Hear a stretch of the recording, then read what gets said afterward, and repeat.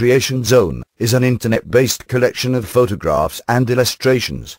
Many of the images are taken from Birmingham Central Library's vast, early and fine printing collection and show an astonishing and beautiful variety. Visit the entire database at www.creation-zone.co.uk. The Albert Memorial is situated in Kensington Gardens, London, England, directly to the north of the Royal Albert Hall.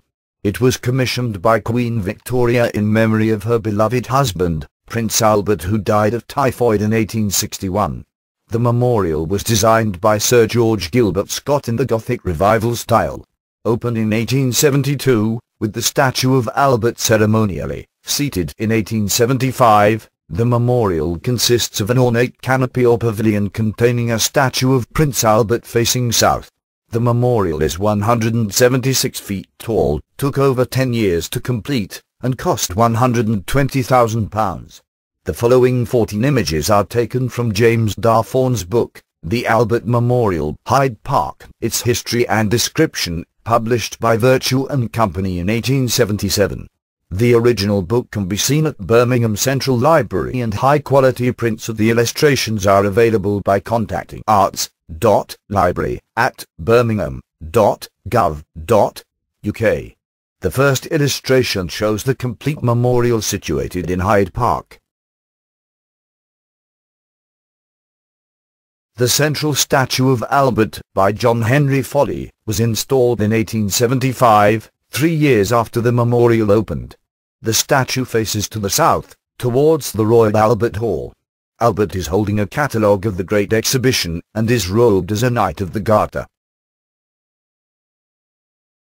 At the corners of the central area, and at the corners of the outer area, there are 2 allegorical sculpture programs, 4 groups depicting Victorian industrial arts and sciences, agriculture, commerce, engineering and manufacturing, and 4 more groups representing Europe, Asia, Africa and the Americas at the 4 corners, each continent group including several ethnographic figures and a large animal. Africa is represented by a camel. This sculpture is by the English sculptor, William Theed. Theed, 1804–1891, born in Staffordshire, was the son of the sculptor and painter William Theed the Elder, 1764–1817. Theed was considered versatile and eclectic in his works. He specialized in portraiture, and his services were extensively used by the royal family. The Americas are represented by a buffalo sculpted by John Bell. John Bell, 1811–1895, was a British sculptor, born in Hopton, Suffolk. Bell moved from Suffolk to London in 1829. In addition to his Americas sculpture, Bell is also known for Babes in the Wood, which was first exhibited in 1839, and has marble versions held at Osborne House and Norwich Castle. Asia is represented on the Albert Memorial by an elephant by the Irish sculptor John Henry Foley. Foley, 1818–1874, was born in Dublin and moved to study art in London in 1835. In addition to the representation of Asia, he was also responsible for the main sculpture of Prince Albert. A large bull depicts Europe in this sculpture by Patrick McDowell. McDowell was born in Belfast in 1799 and died in 1870. His other works include a statue of Sir William Browne in the Concert Hall of St George's Hall, Liverpool. Europe, on the Albert Memorial, was his last major work. The 4 sculptures, agriculture, commerce, engineering, and manufactures, illustrate Victorian ingenuity and industrial strength. Agriculture is by William Calder Marshall. Marshall was a Scottish sculptor who was born in Edinburgh in 1813 and died in 1894. He attended the Royal High School and Edinburgh University before moving to London in 1834. In 1836 he went to Rome to pursue his study of classical sculpture, staying for 2 years. An exhibition at Westminster Hall in 1844 proved to be the turning point of his career, leading to many commissions for public monuments to decorate the Houses of Parliament, Westminster Abbey, St Paul's Cathedral, and the Albert Memorial. The commerce sculpture is by the English sculptor and engineer Thomas Thornycroft, 1815–1885. Thornycroft also made a noble life-sized plaster equestrian statue of Queen Victoria for the Great Exhibition of 1851, which was much admired by the Queen and by Prince Albert. He produced 50 bronze statuettes from this model.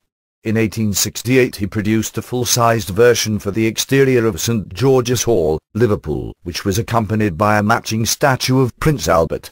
He made similar statues of the Queen for Halifax in 1864 and for Wolverhampton in 1866. His older son, John Isaac Thornycroft, was the founder of the Thornycroft Shipbuilding Company.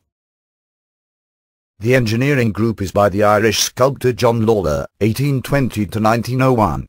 He was also responsible for modelling many of the statues adorning the British Houses of Parliament. The sculpture that represents manufactures is by Henry Weeks, 1807 to 1877. Born in Canterbury, he spent most of his career in London and is considered to be among the most successful British sculptors of the mid-Victorian period. As well as his contribution to the Albert Memorial, he was also responsible for a monument to Mary and Percy Bysshe Shelley. The last four images are of the frieze of Parnassus. The frieze is named after Mount Parnassus, the favorite resting place for the Greek muses, and contains 169 life-size full-length sculptures, a mixture of low relief and high relief, of individual composers, architects, poets, painters, and sculptors from history.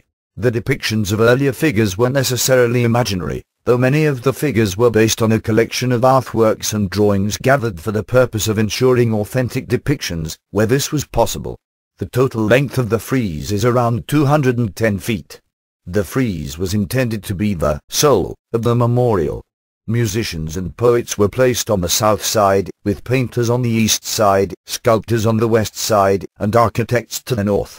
Henry Hugh Armstead carved the figures on the south and east side. The painters, musicians and poets, 80 in total, he grouped them by national schools. John Burney Phillip carved the figures on the west and north side. The sculptors and architects, 89 named figures, plus 2 generic figures, he arranged them in chronological order. The carving was done in situ, and was said by the memorial's designer, George Gilbert Scott, to be, perhaps one of the most laborious works of sculpture ever undertaken. The initial contracts, agreed in around 1864, had specified that the work was to be done in 4 years for £7,781 15 shillings. However, the eventual cost exceeded this by some £2,000, and the work was not finished until 1872.